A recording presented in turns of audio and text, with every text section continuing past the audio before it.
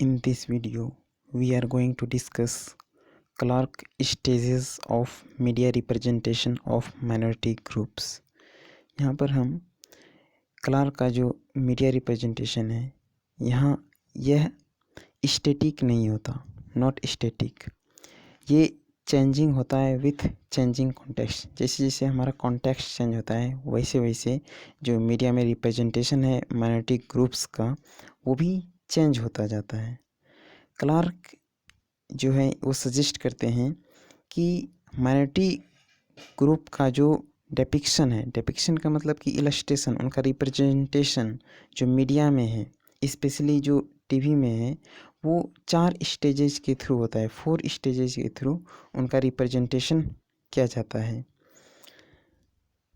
तो इनका पहला स्टेज है नॉन रिकॉग्निशन और नॉन रिप्रेजेंटेशन।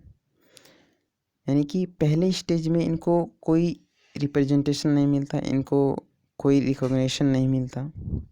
जो भी माइनॉरिटी हैं, जो भी माइनॉरिटी ग्रुप्स हैं, उनको एक्नॉलेज नहीं करा जाता है। जो भी मेन स्ट्रीम मीडिया है उनके द्वारा माइनॉरिटी को एक्नॉलेज नहीं किया जाता है, उनको रिप्रेजेंट नहीं करा जाता है। ऑलमोस्ट ये इनविजिबल होता है फर्स्ट स्टेज में। इसके बाद आता है सेकेंड स्टेज। सेकेंड स्टेज है रिडिक्यूल। रिडिक्यूल का मतलब होता है किसी चीज़ का उपहास उड़ाना या मजाक उड़ाना। तो पहला स्टेज में तो उनको रिप्रेजेंटेशन ही नहीं मिलता था। सेकंड स्टेज में उनको टीवी पर उनको शो किया जाता है, परंतु with A derogatory stereotypical media images के साथ। उनको यहाँ पर बहुत ही सिली, एविल, स्टूपिड और लेजी, बहुत ही नीचा दिखाया जाता है उसको। यहाँ पर उनका उपहास उड़ाया जाता है, उनको ये सारी चीज़ों से कॉल किया जाता है। और ये सब करने का जो उनका इंटेंट होता है, उनका जो इरादा होता है ये सब करने का, वो सिर्फ ये दिखाना चाहता है कि जो डोमिनेंट ग्रुप है उनका आत्मसम्मान, यानी कि यहाँ पर जो सेल्फ इस्टीम है ना, सेल्फ इस्टीम का मतलब है कि उनका आत्मसम्मान बढ़ सके। यानी कि सेकेंड स्टेज में जो भी माइनॉरिटी ग्रुप्स हैं उनका जो उपहास उड़ाया जाता है, उनका जो इंटेंट होता है, उनका जो पर्पस होता है ये सब करने का, वो सिर्फ ये दिखाना चाहता है कि जो भी डोमिनेंट ग्रुप हैं वो उनका आत्मसम्मान बढ़ सके, उनका सेल्फ रिस्पेक्ट बढ़ सके, वो इसीलिए ऐसा करते हैं। इसके बाद आता है थर्ड स्टेज में। थर्ड स्टेज में क्या होता है कि जब सेकेंड स्टेज में जो भी माइनॉरिटी ग्रुप्स हैं उनको रिप्रेजेंट किया जाता है एज ए लो ग्रुप्स, उनको रिडिक्यूल किया जाता है, उनका उपहास उड़ाया जाता है, तो वो इनके अगेंस्ट प्रोटेस्ट करते हैं।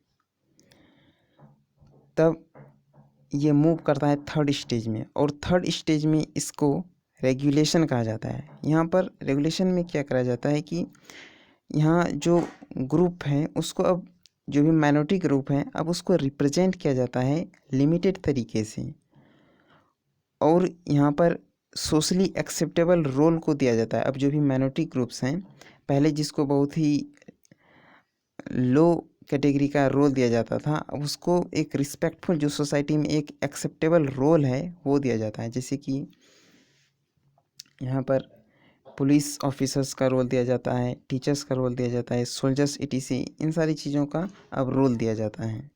इसके बाद आता है फोर्थ स्टेज। फोर्थ स्टेज को इन्होंने कहा है रिस्पेक्ट का। यहाँ पर जो भी माइनॉरिटी ग्रुप्स हैं, अब इनको रिप्रेजेंट किया जाता है both negative as well as positive. यहाँ पर अब इनको पॉजिटिव और निगेटिव दोनों रोल दिया जाता है, और इनको इनका जो डेपिक्शन होता है, यानी इसका जो रिप्रेजेंटेशन होता है अब मीडिया में, वो सेम होता है, सेम एज डोमिनेंट ग्रुप की तरह। यानी कि जिस प्रकार की एक डोमिनेंट ग्रुप को रिप्रेजेंट किया जाता है मीडिया में, उसी प्रकार से एक माइनॉरिटी ग्रुप को भी रिप्रेजेंट करा जाता है।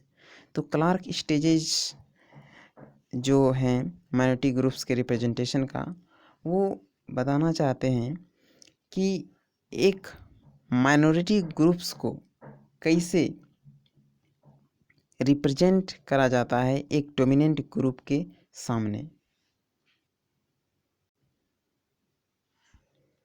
अब हम इसको समराइज कर लेते हैं।